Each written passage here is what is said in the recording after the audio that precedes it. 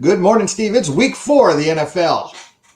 Is that right? Is that true? Yes. I'm ready for some football. All right. Have you ever in your life been ready for some football? No. I watched it. I watched it at Thanksgiving with my family. Like they'd all be watching it. Okay.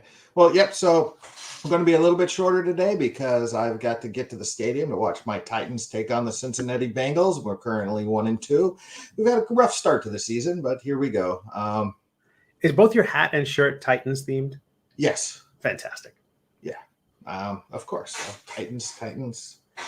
I got another jersey I'll put on over this. Not a football jersey, a baseball jersey I had specially designed for Titans. And then of course you did. Of course you did.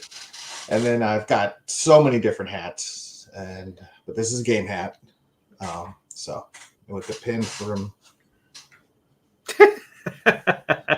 the first home game. So yeah, so being a season ticket holder, I have to represent my Titans. So let's switch over and talk about our fantasy football league. No. Absolutely. So what's new? I'm Dan Taylor. That's not new. I'm 55 years old, so I'm quite ancient. I am a creator of role-playing game content, as well as dabble in the creation of comic books and other such material. I got this novella first draft done, ready to go soon. I got to get all these other projects out of the way, so I'll send that out to the void. And I'm also a dungeon master for a show called Catacombs and Comedians, where I play D&D with funny people, generally stand-up comedians, live on stage at various comedy venues throughout the Tennessee, Alabama area, Nashville, Knoxville, Birmingham. Wisconsin. Oh yeah, moving up to Wisconsin. I will be at Gamehole Con in just a few weeks, I believe, right, Steve? Yeah. With Catacombs and Comedians presents Catacombs and Creators, where I'll be putting the various creators of comics and role-playing game material through my Flagging the Dragons Fungin. And so it should be a good time. If you're going to Gamehole Con, please come visit us and watch the show. There will be giveaways and such. Lots of freebies. I love to bribe my audience. And it should be a good time for all on Friday night at Gamehole Con. How about you? Who the hell are you, Steve Conley? I the hell am Steve Conley, coming to you from this white void. I'm reorganizing my office, so I know it's jarring. I'm not already translucent enough. But I write and draw webcomics, primarily the Middle Age, which you can read at middleagecomic.com. It's a fantasy webcomic. I don't know what high fantasy, low fantasy. I don't know. Let's say low. Lowbrow high fantasy. Lowbrow high fantasy. I'll take that. You can read it on Webtoons, Tapas, Go Comics, and middleagecomic.com. And I make any nominated ttrpg content like Intoximancy, the unnominated Death Dealing, and the upcoming nominated Prayer's Handbook for Metadomain Clerics. You can find out more at prayershandbook.com. Wish I would have thought of Prayer's Handbook before you. Damn you. You're sitting on a library of URLs. I don't use. I don't know what your GoDaddy or your network solutions bill is every year, but it probably dwarfs my rent. Let's figure out what to do with Dinosaur NATO. I've got that. Is that the weirdest one you've been sitting on and don't know what to do with? It might be. I mean, I got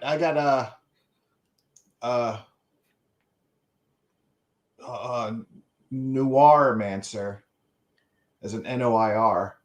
Uh-huh. I want to do sort of a shadow, detective type, film noir type of thing. Yeah. We'll have to go through my list someday. It's all sorts of goodies in there. I've been sitting on Pulp Heroes for I don't know how long. Dude. Yeah, I just can't figure out what to do with it. RPG. Come on. You said it in the 40s. Back then, there's only like 5 superpowers that you have to worry about. It'll be the easiest superhero role-playing game to write in the world. Half of it is just mood. And Yeah, I mean, I've literally maybe 25 years I've been sitting on that one. yeah, dude. Just dropping 20 some odd bucks a year to keep it. Uh-huh. Oh, I got Soul Survivors. That's another one I want to do. A post-apocalyptic, but Soul is SOL, and it's after the great solar flares that destroy Earth, civilization on Earth. Yeah, it's just I don't you need an empire. You need minions. You need to be at this point. I think without so many URLs and these kind of concepts, you need to find a way to turn this into the zero level media empire where you can actually just art direct people and say, okay, here's the high concept, and you can Stan Lee it. I would love to do that. And so apparently you can hear my dog Scully agrees with you. Yeah, in the background. Everyone. Yeah, I got Addie Adventure about the adventures of a girl named Addison. That's for my upcoming kids book someday, sometime, somehow, some way. Is that another one you have somewhere, somehow, sometime, someday.com? I should have that one too. Oh, I got the beforetime.com. The Before Time? I think so, yeah. I like that you're like, I think so. I got that. I might have the before time and before time. I think it's the before time, because during the pandemic, we refer to it as the before time, Sure. Before the pandemic. So I figured that's a great name for some sort of story, the before time. That's great. So, and then there's of course 4D20 system, the upcoming 4D20 cannabis infused fantasy role playing high fantasy role playing game. What do you feel about some of these? Are these all .coms? How do you feel about getting a domain name that's not a .com? Do you do any of the other ones that are? Is there like a .game? There might be. I don't know. Yeah, but you're sticking with .com. It's just easy to remember, and it's what people, most people. I mean, I've used some of the other ones. If somebody else has one, I go. I'll take the .net. Gotcha. Sometimes. But yeah, and I've got geekpunk.com forever. Right. So herohappyhour.com, of course. That's excellent. Starmarshals.com. Yeah. So I've got my share of them. I'm almost as addicted to purchasing domain names as I am. You are a domain tycoon. Yeah. Every now and then somebody will say, "Hey, can I buy this one from you?" And I'm like, "What do you want for it?" And I don't hear back. How much you offering? I don't hear back because there was some sort of vape company that wanted in Singapore. They wanted Geek Punk a couple months ago. It's a good name. Yeah. So anyway, thank you for domain talk with Dan. No, I love that stuff, and it absolutely matters to people too. When they're setting up these things. I mean, I get usually so far. I've gotten a domain name for every one of my individual RPG projects. It's probably a bad idea, because I think it's printed in here. Go to check out deathdealing.com when I really should just be sending people to my main website. So if those domains lapse or if there's a hiccup in the domain issue, deathdealing.com. If there's ever an issue with that, people are going to be lost, or it's going to go redirect to some Viagra website. It's simple enough to keep but because like when I think of a title idea, I go and I search and make sure I can find the URL, and that's my first. That's why I've got so many. I just set them aside and I go, okay, I will explore these later, but I've got it right now. I'm just bringing up GoDaddy.com right now to see what I've got. My products. There's one very good domain name I've had for a very, very long time. And every once in a while, at one point, Marvel reached out. Hotchicks.com. I'd be reporting from my skull-shaped island right now if I had that domain name. Or it would be like a boob-shaped island, I suppose. Okay. So yeah, I've got zerolevelmedia.com, of course. Presenting this show to you. And the let's see what it's catacombsandcomedians.com. LittleMissJellybean.com, the children's book I made for Jean Louise. Yeah. Mazes and Muses.com. Mazes and Muses here has a .com, which I got to direct to our YouTube channel or something somewhere. Raw Nerd podcast. I want to do a podcast called Raw Nerd eventually down the line, where I just interview people in the nerd thing. The Aftertime, yep. Yeah, so not that many. I've kind of let a lot of them go. Zebulon Prime is the story I was working on a couple of years ago. That's a great name. He's sort of my answer to Rick Sanchez, but it's like Doctor Who. It's my rip on Doctor Who. It was Amazon had that Vendetta sort of thing. You write continuing short stories. Yeah. And it was that for a while. I did like 3 or 4 chapters. Oh, wow. Until I wasn't making any money off of it. And so I went, that's too much effort. That is a whole topic of conversation. Is like, how long are you willing to lose? How long are you willing to not make money before you No, how long are you willing to lose money before you start not making money before you start making money? Right. Because it's a comparison to like any small business, right? Like how many small businesses fail? Like there was last town I was in, and now in the town I'm in now, there's a business location. Every 6 months, it's a new restaurant, and now it's a burger place. I'm like, you want to go get haunted burgers? Because we just assume the building is haunted. Like you're gonna get hauntedburgers.com. But we're in GoDaddy already, might as well. But it's that sort of thing where a lot of these startups, we see this with comic books. How many issue 1s are there with no issue 2s? And it's not like this is just a one shot. It was just a, first release. It didn't strike rich, hit pay dirt, and they move on to the next thing. That's tough. It's a real tough thing to know how far do you push it before you go, time to move on. I think with the Astounding Space Heroes, I went like 13 years before I'm like, I want to move on. Oh, okay. Yeah, that's a good run. I guess. But the thing is, a lot of people treat these comics projects like marriages. Like if it doesn't last till the day you're dead, it's a failure. Here's a lot of. I get this feeling that a lot of people feel that about other people's work. Like I'll say, okay, here's my Star Marshals book, and they're like, well, how come you're still not doing Hero Happy Hour? Right. And I'm like, it ran its course, and I'm like, well, you should have stuck with that. I'm like, well, you were buying it, Jimmy Gownley says that about because before Amelia Rules and before all the book deals, and he was doing Shades of Grey, and people are like, man, I really like Shades of Grey. Like, you weren't buying it. Yeah. You weren't like, where were all these people when I was doing that? So exactly. And so I'm like, that I don't do Hero Happy Hour because it was good. It was a good run while it lasted. It still exists. It still exists. Chris and I keep talking about revisiting it. But if the planets just have to line up right, and my experience, it was like pulling teeth to get Star Marshals done. So, and I was ahead of the game on that. Right. I dumped a lot of money at the beginning to get it done, and will I make my money back? I don't know. We'll see. Even with the crowd funding, after everything's published or printed and sent out, I don't think I'll break even. I still might be a $1,000 or so in the hole, but I got to look at it. I was entertained. Was it a year's worth of entertainment for $1,000? Maybe. Buckaroo Banzai. We never had a sequel. We didn't make a lot of money. No. It's great. It's not a failure because there was no World Crime League story. There was never the sequel that was promised at the end of it.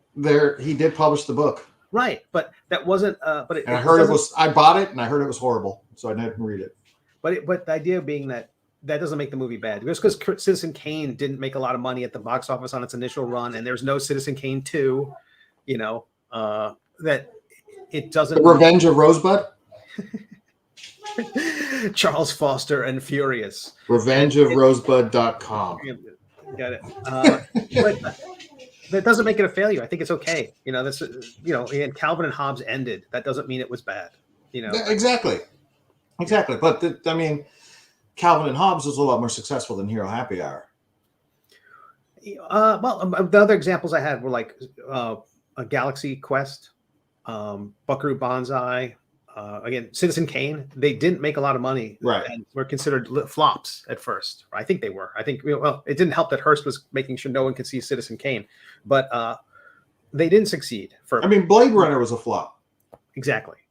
Both of them, and I love both of them. That's a bad example. There was a sequel, but they took their sweet time getting around to it. But that's the thing, as someone who's, you mentioned your age, as someone who's 30 plus, there's fewer. I have fewer days ahead of me than behind me. So how do I use that time effectively? And no, you might have more days ahead of you than. Oh God, no. If I outlive my parents, I've only got 20 years left. So I have to decide which projects and pick and choose and try to find the ones that make me happy. That's sort of. No, and I'm that way too. I mean, at 55, I'm like, shit, I got 20, 25 years until I just want to stop doing anything and sit in front of an old TV and watch Adam 12 reruns. Yeah. How long before my physical ability to draw fades, or my interest fades, or my legs give out, or my pancreas gives out? Yeah. So picking these projects, I mean, from the infinite number of things we could do is such a challenging thing. That's where you're waiting for the muse to be, maybe a little bit louder. There's a lot of muses, and you want one of them just to be just a little bit louder than the other. Speak up, I can hear you. Yeah, or just nag me. I want a muse to nag me. Come on, Conley, man. Yeah. All right, muse, I'll do that. So there you go. So we're both going to be at Gamehole Con. Excited for a few weeks. Are you set? Are you ready? I have a plan. As you can see behind me, things are a little disorganized, but they will be organized by the end of the day, largely, and over the next couple of days. But I have a plan. I have the books are out. The Death Dealing card deck is supposed to arrive on Monday. So I got on the live stream on Thursday. I got a notification of shipment for the decks for the cards. So that means all of the Death Dealing decks will be on their way, which means the Kickstarter for Prayer's Handbook should be live while I'm at Gamehole Con. Okay, so cool. The next project, so I'll be able to promote it there. I'll have a little standee with a QR code for people to hopefully back it right there. Yeah, I'm optimistic about the show. I don't know. It's expensive to do. Having to fly out there. Thankfully, I'll be able to crash with you for a few of the nights. I got a hotel. I'm in the same hotel the night before in a different room. So on that night, I'll be moving to another room. And on the last night, I'm too old to pull an all-nighter. I was gonna be like, you know what? It's midnight. I'm gonna go to the airport. I can wait 5 hours before I board. I'll be just a pile of pain after a 4-day convention. That's insane. So I'm gonna try to get a few hours sleep before that happens at least. I'll pay. I'm at the age where $150 to sleep for 4 hours is yeah, I guess that's what I'm doing. Pussy. Yeah. Oh yeah. No, I am a frail, weak man. I am not. I don't pretend to be otherwise. No, I'm looking forward to it because I was almost ready to push the button and send the digital for Star Marshals of Star Marshals out today. Oh wow. Almost, but then I noticed something was wrong in the back pages, and so I've contacted Chris. We got to work out a couple kinks. Really? And life has thrown Chris a curveball lately. Oh, so it's just I'm trying. I got to work with him and get on his schedule. So it might be next week. Hopefully I'll get it out. Cool. So my goal is to get that at least the digital version and the files to the printer before Gamehole Con. And what's your plan for Gamehole Con? What do you I know you mentioned maybe taking part in some games, playing some games. I don't know. Again, I don't remember signing up for anything. So, well, don't you have to do that soon if you want to get into some of these? Yeah, and I could look to see if I already have. Life's busy, Steve. Yeah. I get that. But I mean, so you're not playing like somebody's. Here's my homemade game called. I tried to get into both of the Chris Perkins game and failed. I imagine those were sold out like that. That was my main goal. And that would have been fun. Damn it. So my goal, maybe like I mentioned the Raw Nerd podcast, I may try to get a couple interviews in just to bank those. So when I do launch that, I have a couple episodes ready to go.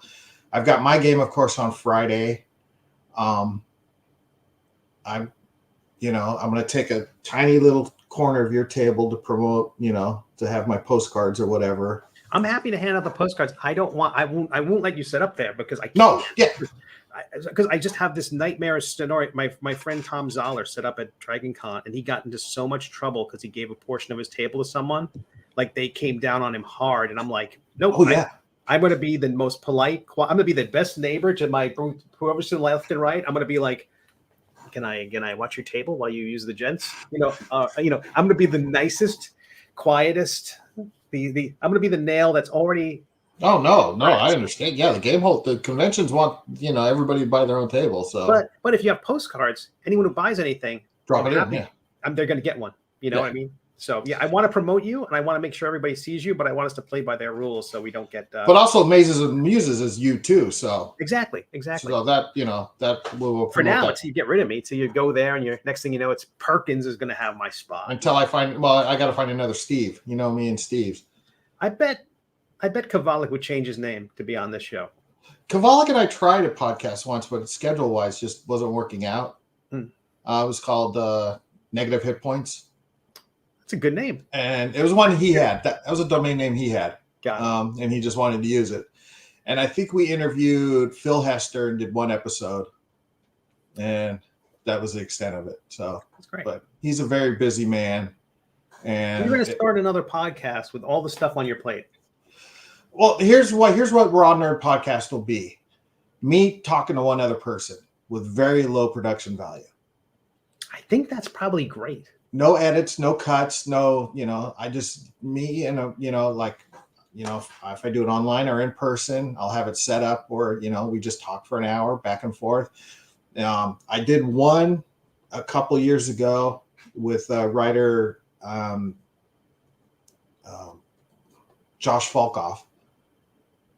And it was easy, and it's just, the name Raw is in it because its production value is going to be very low. And it's just going to be, talking to people, influencers and creators in the nerd. Can you do low production? You always put effort into every little piece of this stuff. Yeah, I can do. What? I have no idea what you're talking about, Steve. Yes. They could have the embossed. As I pull out the laser etched. The Raw Nerd sticker. Already all over it. Of course you are. That's all. But yeah, it's just it's got like a 15-second music jingle at the beginning and then a record scratch noise and then hi. Okay, so tell me about, and we just go into it and That's excellent. Is that a better place for things like when instead of would you still want to bring guests into here from time to time, or would you rather focus them on Raw Nerd? No, bring guests on here to create talk, but like Raw Nerd will cover, like if I talk to somebody who does music and the nerdy music, or if I talk to some, an actor or a producer or director or, a comic book artist or, things like that, Stuff that doesn't fit into the RPG world. So much. Yeah. Mazes Muses is pretty much RPG, and we talk about the comics work that we do here in creative, but it's mostly RPG stuff we're talking about because we got the D20 up over here. And, So we'll just see. It's a domain name I'm sitting on, so I should use it. That's awesome. It's a great name. Yeah, thanks. And easy to spell. There's no question in your mind about it. Sometimes it's a name that's like it's really good, but you have to go like, I got to get 3 different spellings of it just to handle the problems. Like that old story about like a phone company that had 1-800 operator, and somebody else got the other, like the incorrect spelling of operator. Yeah. And got a lot of, because on every ad dollar the actual company sent a lot of people to the people who got the other number, which was amazing. So that's again working on that, and but no, I'm basically going to concentrate on at Game Con, of course, my show on Friday, but then just hobnobbing it, and I want to get to be better known in the comic industry. Not comic. I'm done with comics.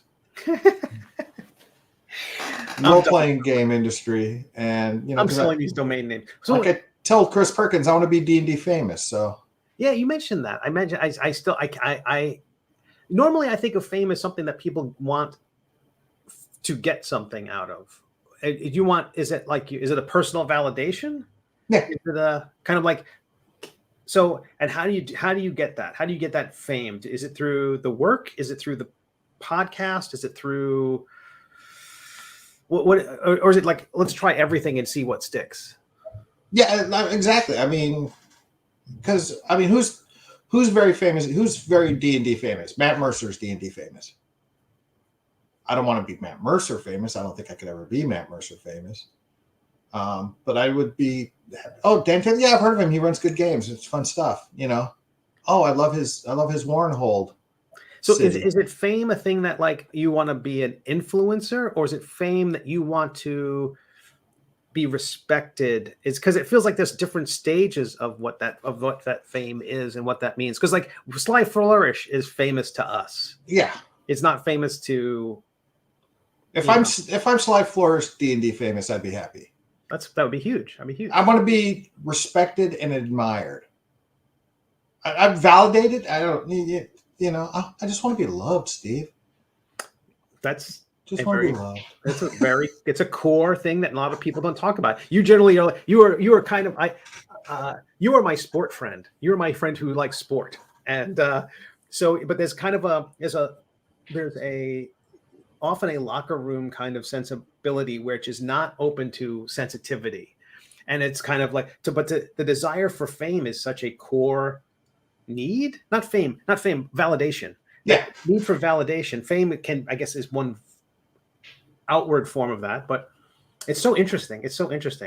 Because that's absolutely a muse then, right? That's a thing which is pulling you. Oh, exactly. Anybody who tells you they just and I'm you know, you're probably going to shoot back at me for this, but anybody that tells you that I just create because I need to create, that's bullshit.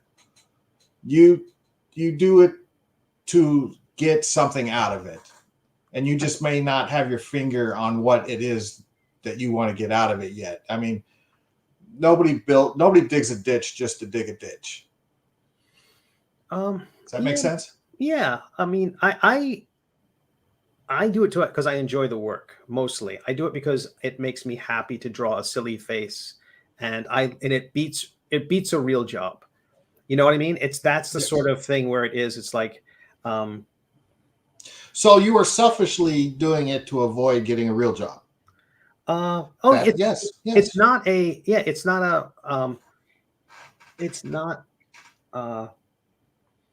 altruistic. I mean, I like the idea that I can make the world better in other ways, but I don't think I love the idea that there are people out there who are running around as intoximancers and having fun. I love hearing stories about those intoximancers.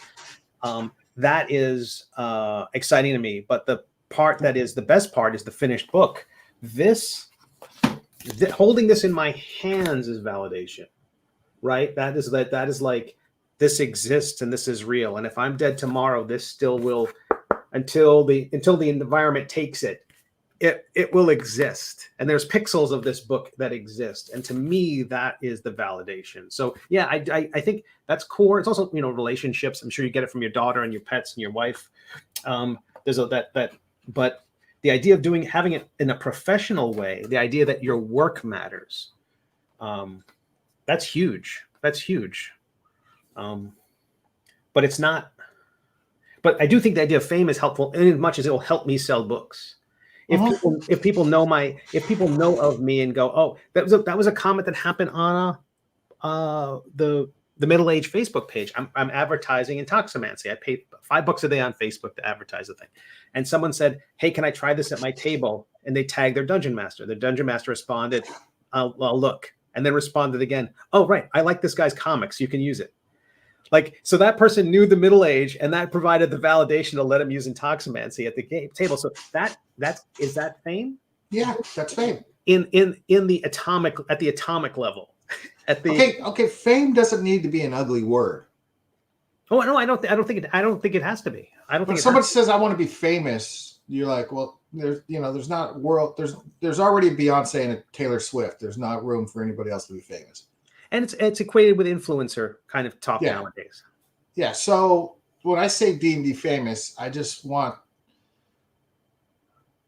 that the effort and contributions that I've made to the role-playing game, or to the game itself, to be in a sense, like you say, to matter. Appreciated. Appreciate it. Yeah. Is that selfish? That's fine. I mean, I think there's a lot of good arguments for rational self-interest, but I'm not doing it for the money. Hell no, that's for sure. No one is. Yeah. You saw those rates for writing in RPGs. Like, yeah, it's like pulp rates from the 40s. No, 4 I mean, cents a word. I've taken jobs. I've done jobs where I got that.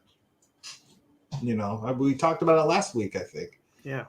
And it's so, but it's I do enjoy creating. I very much like you. I do love putting, words on paper, if we could still say that. And coming up with a story or coming up with a clever sentence or a way to describe, I just came up with a clever way to describe someone walking into a room, And because it satisfies a basic human need of validation. I don't feel like that doesn't have to be conflated with selfishness, because selfishness, you get to Gordon Gekko, your greed is good kind of, monstrous avarice. But I feel like when you were setting up at the game store to DM for a group of people, yeah, you're promoting catacombs and comedians, but you're also sitting around a table and these 5 people you're playing, they're having a blast. That's awesome. I think that doesn't feel selfish to me. I mean, I guess you could say that there's some sort of like, it feels good, but we're going to not Mazes and Muses and metaphysics. We're going to get into that like a philosophical discussion about life, liberty, and the pursuit of happiness. Yeah. But yeah, so there you go. I just want to be D&D famous, and Gamehole Con is the first. Well, I guess I dabbled in it a little bit at Gen Con, getting a little bit known. That's awesome. Do you think? So, do you have a game plan when you go into Gen Con? You're like, okay, I've got my goodies. Mm-hmm. I'm just going to go around. I'm going to meet people. I'm going to sit in on games, and you're going to sit on the periphery of some games that you can't. Like, imagine the Perkins game will have there's going to be room for an audience, I presume. There might be. I'm not sure. Yeah, I mean, I didn't want to lock myself into anything, being this is the first Gamehole Con I'm going to. That's smart. I might, I'm going to Gary Con in March, and are you exhibiting or? No, I'm running 2 games. That's awesome.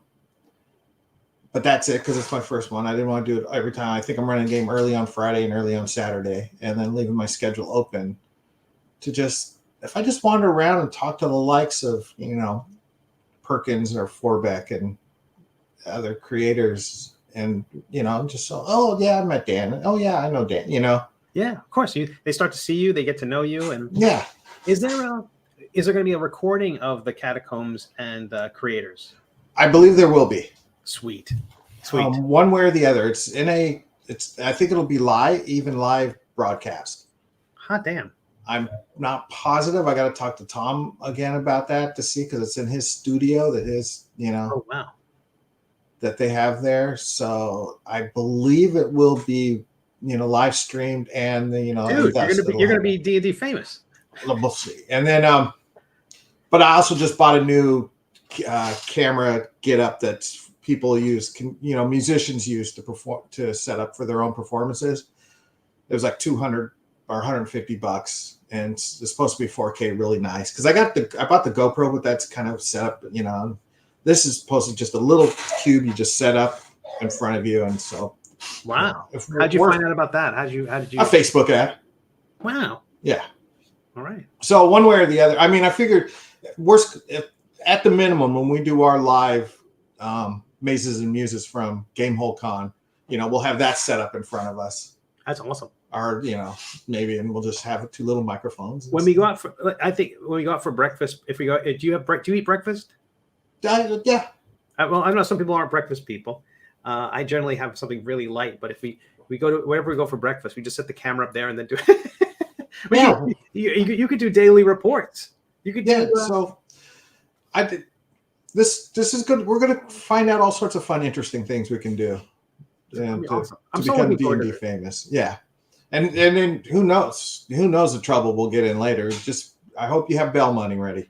That's all I'm saying. Yeah. I keep a little extra with my credit card, and just to get you out of jail. Us. You're going down with me, Look at this Conley. face. I get away with murder. No one's You're gonna going down with me, Conley. No one's gonna grasp me. Look at this. Look at this. Look at this. Look at this trimmed beard. I'm not gonna have any trouble. And then we still got to finalize what tattoos we're getting. So yeah, that's true. That's a wow. I really hope we can resolve that before the end of the show. We can. What are we working on next? I don't know. I've got all the best Madison strip clubs and tattoo parlors and poker joints lined up for. Yeah, that's what Madison's known for. Yeah, mostly. I think we're just gonna get a block of cheese tattooed on me. Did I just offend everyone in Wisconsin? Am I canceled in Wisconsin now? You may very well be. So I'm not going to hang out with you if I want to be D&D famous. Yeah, that he's Madison poisoned. So you mentioned your cards are arriving on Monday. Yes. So does that mean I get my package on Tuesday? Yours is going to go out earlier than other people because I think I don't think, did you add any add-ons to your order? Perfect. Though anyone who didn't get, anyone who added to it makes it more complicated. So basically, when I sort in BackerKit, which I use for the back-end fulfillment stuff, I say, show me everything everything at this tier, like zine plus deck, and didn't add anything. So I know the weight of those packages, everything's simple. Then I do hardcover and deck, show me everything. And those will go out first. And anyone who added anything to it, that's going to get more complicated just because. Well, you would figure that mine would go out first regardless. You would think. Because you sort by Taylor. There you go. I do sort alphabetically starting with T's. So you should go, like most people, it's T through S. It always loops around the other way. That's how I. That's all I'm saying. Don't you know I'm D&D famous? I think in 3 weeks' time. I'm so excited for you, man. I'm so excited. The idea that they're live streaming a game with Kovalik and Forbeck possibly from Gamehole Con's own network is a attention booster shot. That is going to be a thing, I think, which is going to be very good. Yeah, I just hope I don't fuck it up. I think you will not. I think you will be fantastic, and it'll give you a chance to shine. That's excellent. I've been having Musgrave work on some spot illos for me because, like I said, I want to publish the Flag and the Dragons Fungin. And let me see if I can share this one with you. Oh, I love to see it. Because there's a skull pit in there instead of a ball pit. That's great. And let me see if I can share this.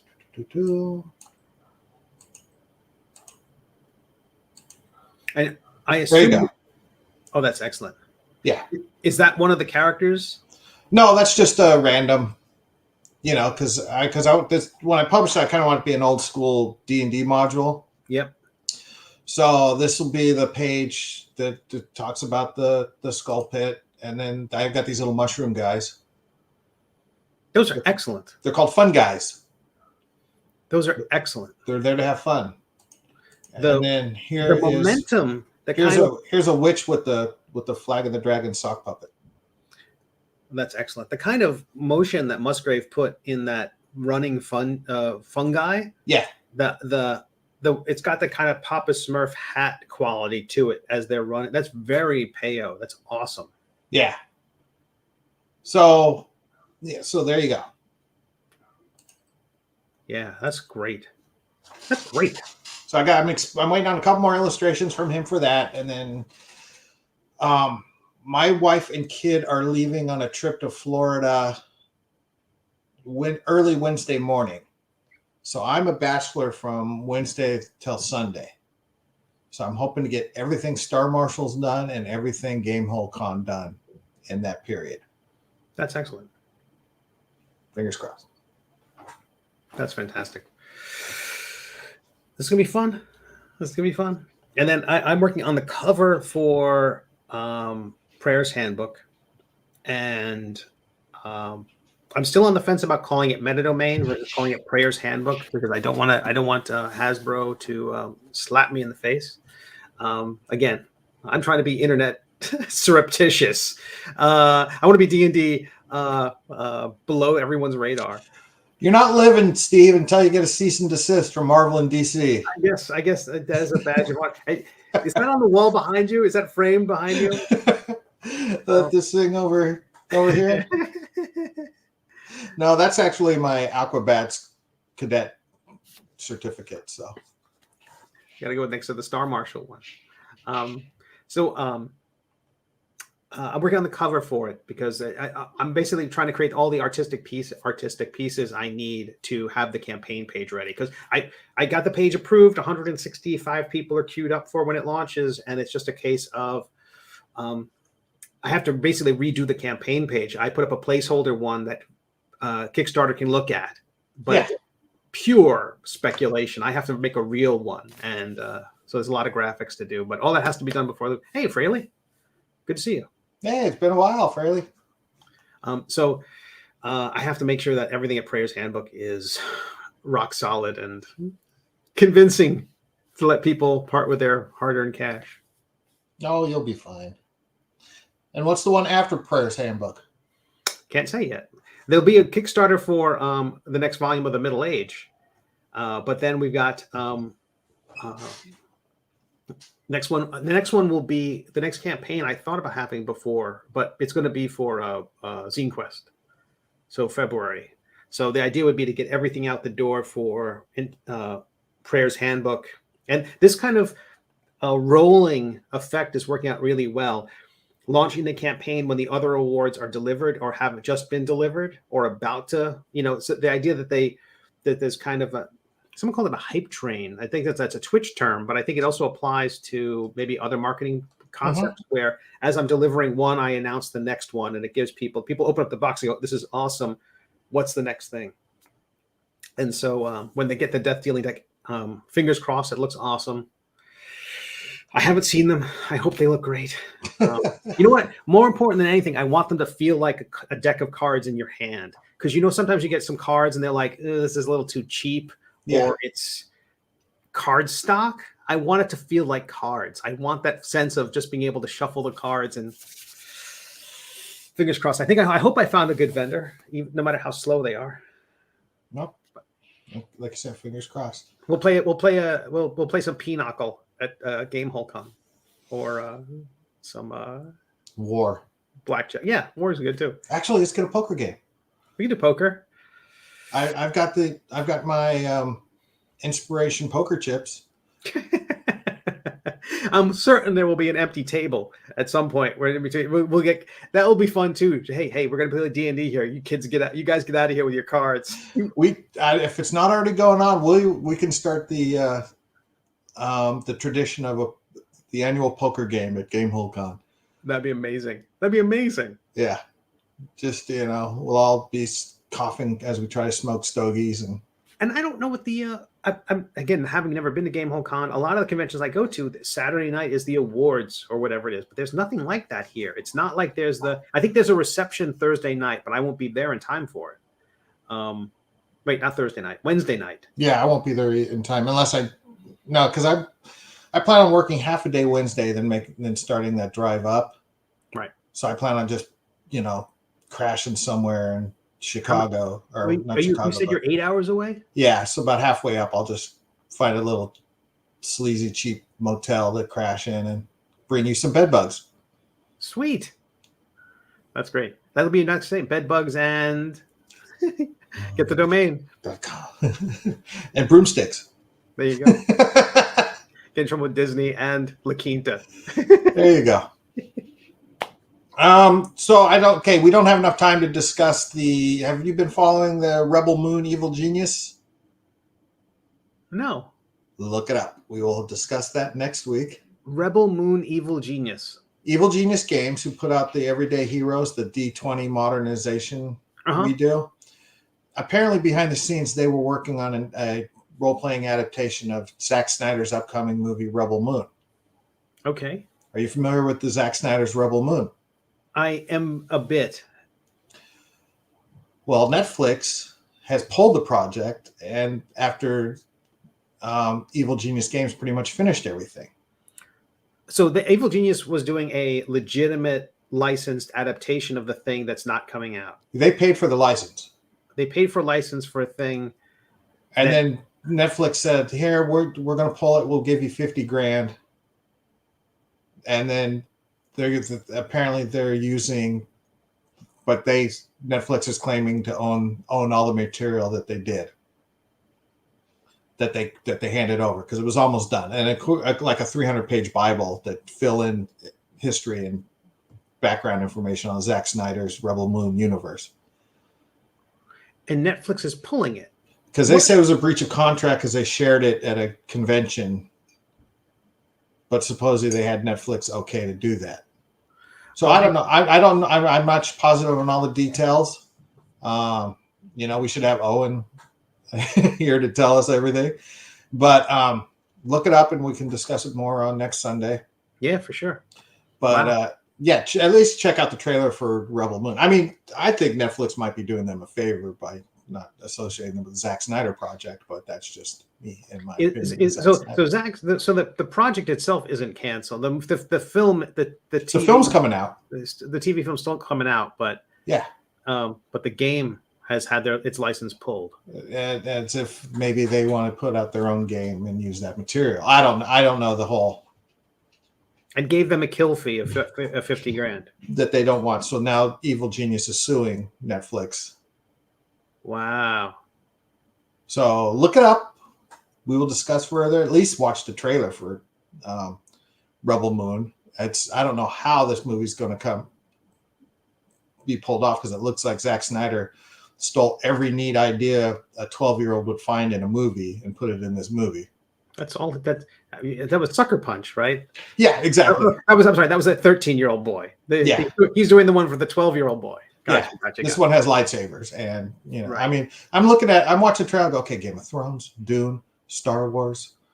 Yeah, he hasn't done anything original, right? He always does stuff that's very much pop culture centric. It kind of is fusion of stuff, right? And I have not liked the Zack Snyder movie since his very first movie. I thought he did a great job with the remake of Day of the Dead. Okay, and I'm not knocking the idea of just using that kind of I borrow all the time. What's that? You borrow all the time, right? But I think it's the veneer of, look at this revolutionary thing that I've invented that seems to be like that's the part that always chafes me a little bit. Like, I mean, I'm watching this trailer. I'm like, oh, okay, there's lightsabers. Okay, there's spaceships. Oh, now there's a griffin. Okay, now he's got to learn how to ride the griffin. The griffin has to accept. Oh, wait, this is from Avatar. I'm just like, what the hell's going on here? But it sucks for Evil Genius Games. Yeah. I like that Evil Genius isn't the bad guy. Yep. So check that out, and we will discuss more on that, because I'm sure more news and information will come out. Well, good luck to the Titans. Is that your sport team? Yes, Titans, and we're hopefully going to slay the Bengals, and we'll see. And if I hope the Bengals feel like they did a good job, even though they lose. I want them to feel like they put their heart into it. That's what I want. I want them all to feel good at the end of the day. I want them to cry like whiny bitches. All right, man. Good luck today. Stay warm, stay dry. Stay cool. It's going to be 81 degrees, kickoff 88 before we leave the stadium. All right, stay cool. And I'm always cool. Everyone check out, all you folks watching this on the YouTube archives and everything, check out prayershandbook.com for my upcoming TTRPG thing. And Dan, thank you so much. Oh, thank you, Stephen. And we'll talk next Sunday, and then the Sunday after that, are we doing a live from Game Hall Con? I'm not looking at a calendar. I can't. Yeah. At that point, we're 2 weeks away from. I think we are. Yeah. Nope. We got two more. We got two more live shows. We got two more shows here, and then we'll be the 22nd. Will be our. Oh my goodness! It's still too soon. Our live from Game Hall Con show. It sounds good. All right, Dan. And then I got my Halloween show in Knoxville on the 25th, Catacombs and Comedians, and then I don't think I have any real live shows on stage anywhere for the rest of the year. So, wow, I can work on bed bugs and broomsticks. 4D20. Yes, 4D20. All right. Peace out. And may you all make your saving throws.